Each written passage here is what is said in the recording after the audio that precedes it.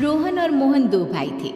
दोनों की शादी हो जाती है, लेकिन शादी के बाद दोनों के बीच एक नई लड़ाई की शुरुआत होती है। और लड़ाई इस बात की कि माँ को रखेगा कौन। देखो रोहन, इस बार मैंने माँ को पूरे 8 दिन ज्यादा रखा। तुम समझ सकते हो कितनी तकलीफ होती है। कैसे कैसे करके तो मैं घर चला रहा हूँ। अरे वाह भैया वाह, 8 दिन ज्यादा में तो आपका बजट खराब हो गया। याद है 2 साल पहले जब आप दिवाली में अमेरिका गए थे तो मैंने पूरे 17 दिन माँ को एक्स्ट्रा रखा था। अब बात निकली है तो मैं बोल देता हूँ, तुम्हारी बीवी ने माँ को जो साड़ी देकर भेजा था ना, वो सेम साड़ी मेरी नौकरानी भी पहन कर आ गई थी। पता है कितनी शर्म महसूस हुई मुझे। तभी वहाँ मोहन की बीवी आ जाती है। बस करिए रोहन, मैंने तो अच्छी ही साड़ी दिलाई थी। अब क्या एक बुढ़िया के लिए मैं डिजाइनर कपड़े लेकर आऊं? कम से कम लाई तो। आप तो वो भी नहीं करते। देखो हम क्या करते हैं क्या नहीं, ये हमें ना बताओ। अगर हम गिनाने में आ जाएं कि हम क्या क्या करते हैं ना, तो शर्मिंदा हो जाओगे आप लोग। दूर खड़ी माँ बच्चों के साथ बच्चों की सारी बातें सुन रही होती है। वो अपने कमरे में जाती है जहाँ रोहन का बेटा उन्हें कहता है, दादी मैं बड़ा होकर पैसे कमाऊंगा तो आपको बहुत खुश रखूंगा। बेटा मैं तब तक रहूं ना रहूं, पर तुम अपने माँ बाप को कभी कोई कमी नहीं होने देना, उनकी हमेशा इज्जत करना। तभी वहाँ रोहन की बीवी आ जाती है। अरे माँ जी, क्या उटपटांग मेरे बच्चे को सिखा रही हैं? मैंने हमेशा अच्छी शिक्षा दी है, आप कुछ गलत ना सिखाएं। हाँ बहू, संस्कारों में तो मेरे ही कोई कमी रह गई थी। हाँ हाँ सुन लिया मैंने। जाइए अपने कपड़े समेटिए और निकलिए कुछ दिनों के लिए। हम भी सांस ले, थोड़ा तंग आ गए हैं। सास बैग लेकर कमरे में जाती है जहाँ उसके दोनों बच्चे होते हैं। चलो माँ, अब इन लोगों के सुख के दिन है। अच्छा माँ, ले तो जा रहा हूँ लेकिन ढंग से रहना। हाँ अरे एक मिनट।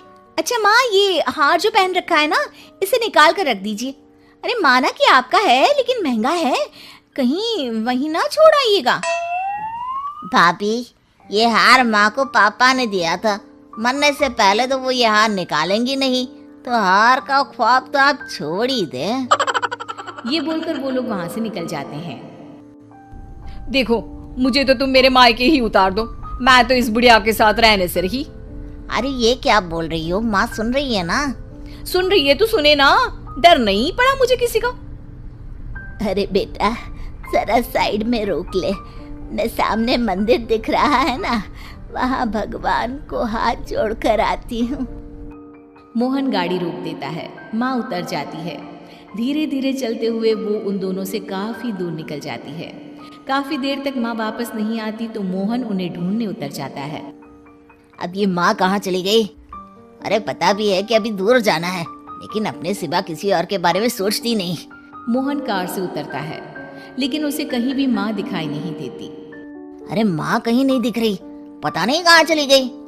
अच्छा है ना, तो जाने दो ना, लेट हो रहा है और मुझे नींद भी आ रही है, घर चलो बस। दोनों वहां से चले जाते हैं। 2 महीने बाद रोहन मोहन के घर आता है। मोहन, आज माँ को लेने आया हूँ। मैं नहीं चाहता था कि एक भी दिन लेट हो और तू मुझ पर माँ को रखने का एहसान दिखाए। अब लेकिन माँ मेरे पास नहीं है। माँ नहीं है मतलब? वो तो मेरे पास भी नहीं है। कहाँ गई माँ? वाह, कभी माँ की चिंता की? 2 महीने से तो एक फोन भी नहीं किया, आज माँ की टेंशन दिखा रहे हैं आप। मोहन रोहन को सारी बात बता देता है। दोनों भाई साथ बैठ जाते हैं। चलो जो हुआ अच्छा ही हुआ, कम से कम हम शांति से तो जिएंगे। हाँ, अफसोस तो बस उस हार का रह जाएगा जो वो साथ ले गई। उधर माँ शांति से एक वृद्धाश्रम के बेंच में बैठी होती है। गले में हार नहीं होता क्योंकि उसी को बेचकर वृद्धाश्रम का किराया दिया होता है। इस कहानी में किसी को कोई सीख नहीं मिली, ना ही किसी को कोई सबक। कारण अगर सबक और सीख से लोग अपने वृद्ध माँ बाप की सेवा करते, उनकी इज्जत और मान सम्मान करते, तो शायद इस देश से वृद्धाश्रम हमेशा हमेशा के लिए बंद हो जाते। तो इस कहानी का अंत यही स्वीकार करें।